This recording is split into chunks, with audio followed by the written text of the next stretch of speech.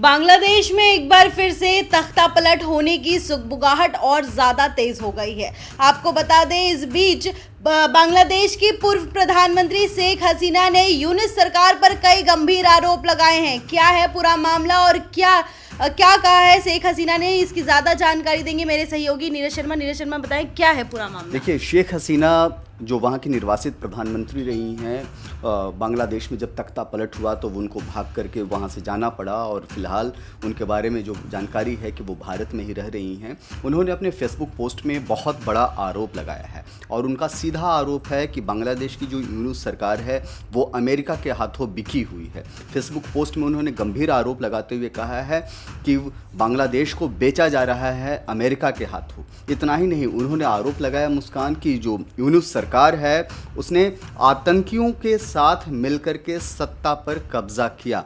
आपने जैसा देखा उस ज़माने में जो तस्वीर आई, आज से करीब साल भर पहले की ये बात है कि जब वहाँ से शेख हसीना को वहाँ से देश छोड़ करके अचानक भागना पड़ा और तब जो हालात बांग्लादेश में दिखाई पड़ रहे थे, ठीक उसी तरह के हालात किसी ज़माने में अफ़गानिस्तान में दिखाई दिए थे जब तालिबानियों ने वहाँ कब्ज़ा किया था। ठीक उसी तरीके से।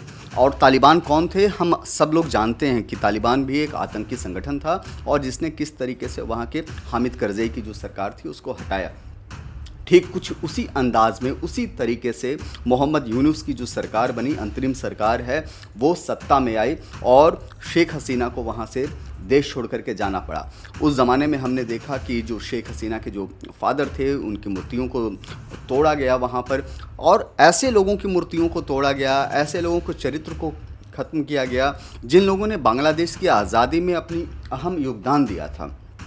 आपको नहीं भूलना चाहिए कि बांग्लादेश पाकिस्तान का एक हिस्सा था जो 1971 में अलग हुआ। उसमें भारत की आज़ादी, भारत का योगदान भी बहुत इम्पॉर्टेंट है। लेकिन उसके बाद जिस तरीके से वहाँ पर हिंसा हुई बीते एक साल में, वो बताता है कि वहाँ मोहम्मद यूनुस की सरकार किस तरीके से कट्टरपंथियों और आतंकियों से घिरी हुई है। अगर कट्टरपंथी और आतंकियों से वो घिरी नहीं होती तो हिंदुओं पर भी अत्याचार नहीं होते।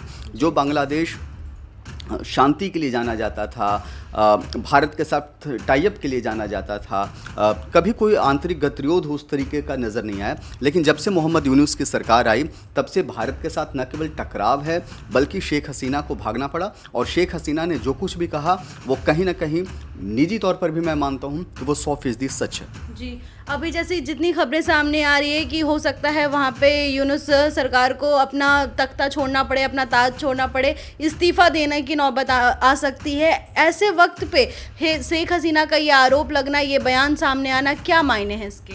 देखिए, तख्ता पलट की तो बात हो रही है क्योंकि वो अंतरिम सरकार है और आर्मी वहाँ पर बेचैन है। वहाँ के आंतरिक हालात बहुत अच्छे नहीं हैं, गृह युद्ध के हालात बने हुए हैं।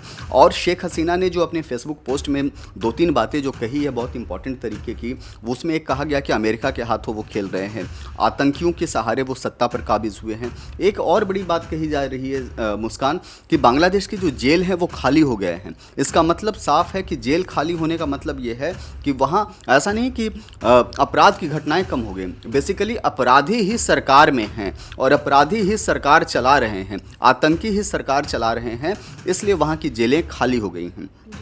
और आर्मी जो बांग्लादेश की है वो इन सब चीज़ों को देख रही है, पब्लिक जो आम लोग हैं वो भी इन सब चीज़ों को देख रही है। लिहाजा मोहम्मद यूनुस को लेकर के बहुत ज़्यादा वहाँ गतिरोध है, अंदर आंतरिक तौर पर लोग परेशान हैं और लोग जो हैं किसी भी कीमत पर मोहम्मद यूनुस की सरकार को उखाड़ फेंकना चाहते हैं। और यही वजह है कि मोहम्मद यूनुस अमेरिका के हाथों खुद को बचाने की कोशिश में है और इसलिए बांग्लादेश को वो बेचने तक को तैयार हैं। जी, तो हम ये मान सकते हैं कि शायद सत्ता में एक बार बांग्लादेश की सत्ता में शेख हसीना की वापसी हो सकती है। फ़िलहाल बहुत आसान नहीं दिखाई देता है मुस्कान, लेकिन ये पॉलिटिक्स है और इसमें कुछ भी हो सकता है, कभी भी कुछ हो सकता है। आज से 1.5 साल पहले कोई नहीं जानता था कि मोहम्मद यूनुस की वहाँ अंतरिम सरकार होगी और शेख हसीना को इस तरीके से मुल्क छोड़ कर के भागना पड़ेगा। लेकिन आज जो हालात दिख रहे हैं उससे जो आपके जो सवाल हैं उसमें मेरी तरफ से तो हाँ हैं और हम चाहते भी हैं कि किसी तरीके से शेख हसीना की वहाँ पर वापसी हो ताकि बांग्लादेश जो है मुख्य धारा में वापस आ सके, वहाँ आतंकियों का खात्मा हो सके और जो बेलगाम अपराधी हैं उन पर नकेल कसी जा सके। अभी इस वक्त भारत और बांग्लादेश के रिश्ते में क्या चल रही है? भारत और बांग्लादेश के जो रिश्ते हैं वो बहुत ख़राब हो रखे हैं अभी, अगर ऑफिशियल देखें तो, क्योंकि बांग्लादेश किसी भी तरीके से सहयोग नहीं कर रहा है और मोहम्मद यूनुस की जो सरकार है वो बेहद घटिया राजनीति कर रही है। जो व्यक्ति अपने देश के नायकों का नहीं हो सकता, शेख मुजीबुर रहमान वो नाम है जिन्होंने बांग्लादेश की आज़ादी में सबसे बड़ा योगदान दिया। शेख मुजीबुर रहमान की प्रतिमाओं को तोड़ा गया, मूर्तियों को वहाँ पर तोड़ा गया। इससे आप अंदाज़ा लगा सकते हैं कि वहाँ हालात कितने ख़राब हैं। शेख मुजीबुर रहमान के साथ साथ और भी कई ऐसे, शेख हसीना की सरकार में मिनिस्टर से उनके घरों को जला दिया गया, उनको ज़बरदस्ती पकड़ करके जेल में डाला गया। तो इससे आप अंदाज़ा लगा सकते हैं कि वो कितनी भयभीत सरकार है, कितनी डरी हुई है।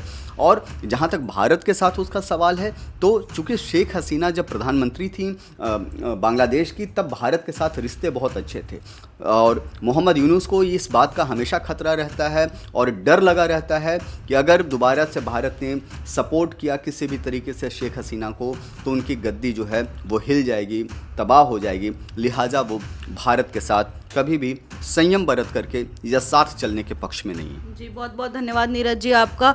तो सुना आपने कि एक तरफ जो है मोहम्मद यूनुस सरकार जो है वहाँ का उसका डामाडोल हो सकता है, उसकी सत्ता उनके हाथ से जा सकती है, और अभी एक शेख हसीना ने यूनुस सरकार पर एक बम फोड़ दिया है, उन पर देशद्रोही का आरोप लगा दिया है। ये आरोप कितना सच है और कितना झूठ, ये तो वक्त आने पर ही पता चलेगा।